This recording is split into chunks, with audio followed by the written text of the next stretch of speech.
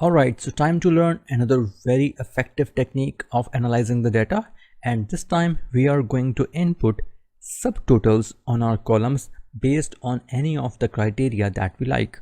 For example, date, product ID, brand, product name, or if there are any other parameters available in this sheet, we can do that as well. So how do we do that? Let's take a look. First of all, I will press the Alt key to get my panel here. And now as I have panel, I will go to this data tab here. And in this data tab, I should be able to see subtotals here. I have subtotals here. I will just click on them. And now you can see that Excel is asking you that for what you need to calculate the subtotal. At each change in, we can only select one of them. So I will choose product brand for now. And then what do we want to do? Do we want to do the sum or count or average, or we want to choose the maximum, minimum, or product? So I would stay with sum for now. And now the Excel is asking you that for which columns do you want to see this subtotal, the sum of the column, quantity or sales revenue, cost, profit. So I would stay with sales, cost, and profit for now. And I will just click OK here.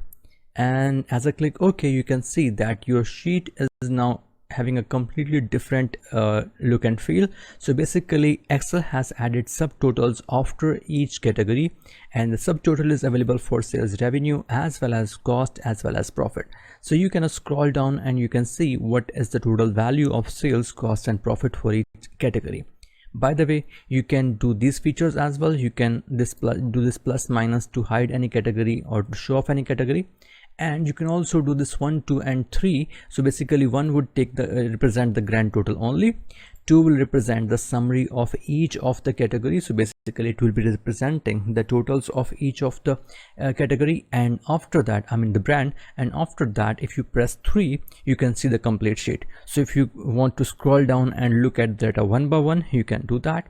If you want to look at the summary of each category, you can press on 2 here, level 2 basically. And if you want to go at the top level summary of the total sum of revenue, cost, and profit, you can click here on 1.